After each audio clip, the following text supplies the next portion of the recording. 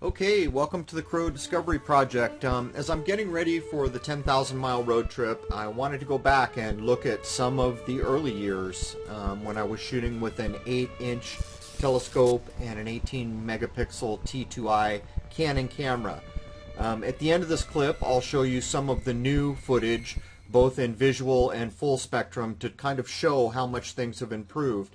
But we'll take a small sampling, well, it's actually not that small, but it is a small sampling of objects that I shot over the first couple of years that I was doing this.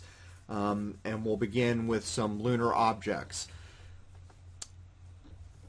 In the early days when I was doing this, quality was always a concern, and you see me do so many clips on NASA kind of calling them out for low quality. When I look back at this footage now, the scope was much smaller. The camera was basically a consumer-grade Canon 18-megapixel DSLR, and yet there's still pretty decent quality here. And at the time, as people watched the footage I shot, I think that's what stood out was the quality. But we have come to a point now where what you're seeing now, I mean, twice as good, maybe more than that is what I can produce. Early on, so many people who are not familiar with the Schmidt-Cassegrain style scope thought I was shooting bugs and birds. So what you're looking at here is birds. It was a demonstration that I filmed early on to show people that birds look nothing like the objects that we shoot. And the truth is, when we think about satellites now, we pretty much have to question what we're being told. There is no doubt that the most commonly filmed things will be the objects that I'm going to show you here, and even up to my new equipment. The objects are these same kind of black, mostly black round objects, often with a halo. And I have viewed these things through an eyepiece, and the halo is there through an eyepiece. It's not a product of encoding. So as you look at these objects from the early days of filming, we can consider that if I was able, with just consumer-grade tools at that point, to produce this type of quality, I mean, what is NASA doing? They give us so much footage that the quality doesn't even approach this. It's hard to reconcile. It's hard to accept. As I shot through the years, I began to realize that these types of black, round, haloed objects are the most common objects that you film, and the truth is that the rarest object you will ever film is something that looks like a satellite, is traveling the speed we are told a satellite should travel, and being able to identify it.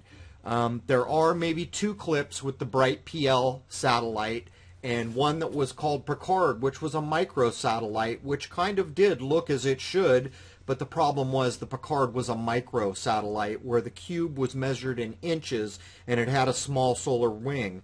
So in my estimation, there's just no possibility that I was filming something at a couple, whatever it was, 200-300 miles away. It just did not, it's not possible for my little 8-inch scope at the time to have picked that up.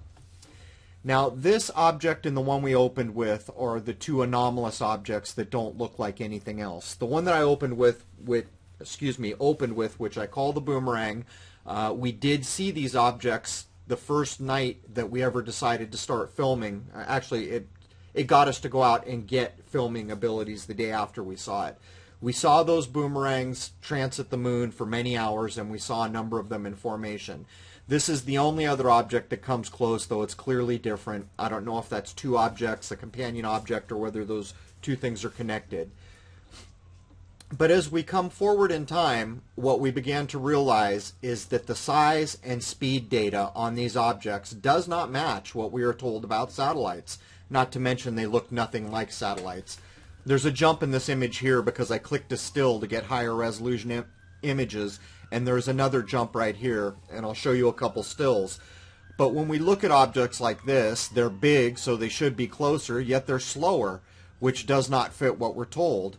We're told that these things in low Earth orbit that are closer to us are whizzing by at thousands of miles an hour, and we see the opposite of this. Not to mention the halo and the kind of reddish hue on the ones that we are able to get it stills from and then go into Photoshop and blow up. They almost to a clip look something like this. This is an extreme example. It is the biggest black object with the biggest halo that I've filmed to date. and it's going way too slow to be considered in low Earth orbit. So what are we looking at here? In my opinion, everything that I'm showing you here is terrestrial technology. I think it makes sense. I think it's reasonable to view these as such. Having said that, we have no idea what they're doing. We have no idea why they've never been described, why we don't see images of these things, but really it's not that surprising. As far as I know, there is no imagery of a satellite in space. And you would think that if we actually did have an International Space Station, someone might actually take the time to click some of these amazing objects that we have orbiting this world. In my estimation, it's just not the way we have been told it is. Now there's a litany of these kind of small objects that you're looking at here. And again, it's smaller, and so that should mean it's further away, and yet some of these smaller objects are traveling much more quickly. This is one of the longer transits on the moon, but it's still moving at a decent rate. And when you zoom in on these things, when you get the high resolution stills, you still kind of find there's a halo around these things. And again, I can't stress enough, I have had eyepiece visual contact, which means you're getting a much sharper view than you will ever get with video, and you do see the halo when they're going slow enough to let your eye see that. Oftentimes they're moving so quickly that you do get a good view, but not enough time to really examine it. And this is the same object zoomed in a bit.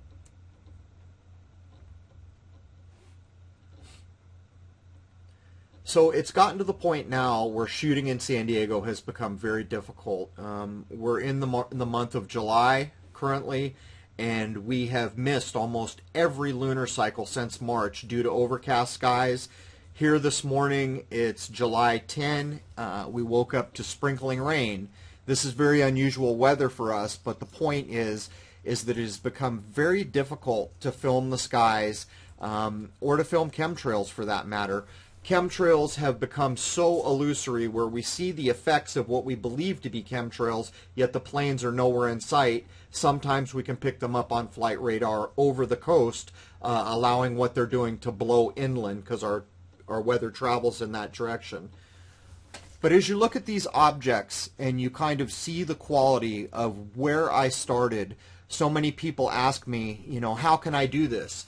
The simple truth about lunar work is that a scope that is even as small as 90 millimeters will give you beautiful views of the moon. I always try to get people to purchase scopes that are at least 4 inches or bigger because you will outgrow them so quickly if you do not. But when you look at these images, I was using a consumer grade Canon T2i, and those things are very, very cheap now because they're not cutting edge technology. But for all you who want to go out and do this, and believe me, the first lunar wave was filmed with exactly what you're looking at here, and we're going to take a look at that first clip before I show you what I can do now with my more modern equipment.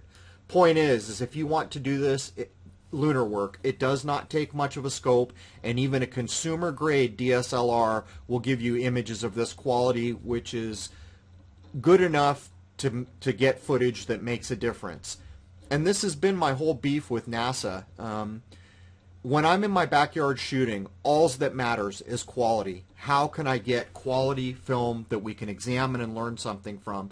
But for some reason, when NASA supposedly goes to space, they show up with a 2 megapixel camera or a 4 megapixel camera, and you just kind of have to roll your eyes at that. Why is it that a space agency that is going to spend all this effort to supposedly go to space doesn't give a damn about the quality of the imagery, when in fact low quality images offer nothing of value to science or any other aspect of, you know, videography? So when I look back at all this footage and see how far we've come in what we can do and what we can produce, it's kind of amazing. And in a few clips here, I will run a single clip from a 12-inch telescope with a visual spectrum Nikon that has 36 megapixels, and then I will run another one with a 12-inch scope that is running a full spectrum camera, and you can kind of see just kind of the quantum leap forward in quality, in sharpness, in HD resolution that is now possible. So it's an amazing thing. So I'm going to let these next couple clips run for a second. Oh yeah, and I wanted to tell people, if you're doing Windows updates, pay attention. This morning I noticed one critical Windows update, and the reason it was critical was they wanted to download on me an app for downloading Windows 10. That's not a critical update, so pay attention to what you're downloading. But anyhow, as we're running out these last couple of clips from the old 8-inch technology with an 18 megapixel Canon, consumer grade Canon, just kind of observe the quality that was possible then in preparation for the clips that I'm about to run.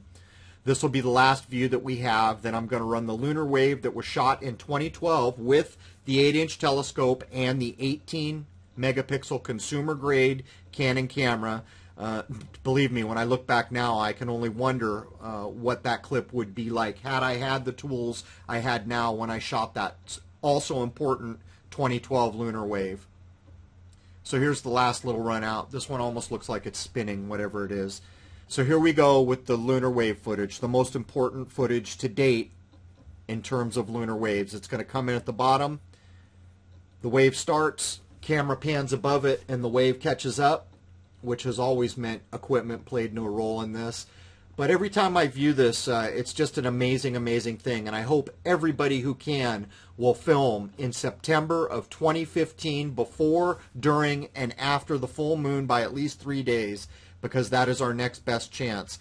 So here we are with a 12-inch scope and a much better Nikon 36 megapixel camera. It's coming in at the bottom here, and you can see just how sharp and crisp in HD these images are. And it makes a huge difference, because when you pull frames out now, even if you don't get high resolution stills, you can see a lot more of what's going on. But again, here we have quite a sizable object going very, very slow. And so it just doesn't match the data that we're given on satellites, and that ignores the fact that this doesn't look like anything we've been shown. In my mind, this is terrestrial tech, but what the heck is it? What is it doing, and why are there so many of them?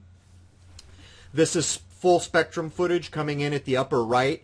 This is shot with a 12-inch telescope, a full spectrum Canon with 20-some megapixels. And the cool thing about this is watch what happens when it clears the moon. Although it didn't work this time, what we now do is this with auto ISO to try to track things beyond the moon, and we have succeeded. It just didn't work on this clip. So there it is, from the old days to the new days. So now I've got a couple more weeks left on funding to get my road trip on the road, and I'm taking the technology I can now bring to bear out, and I'm going to do everything I can to cover what's going on in the world. So there it is, the early days. Cheers.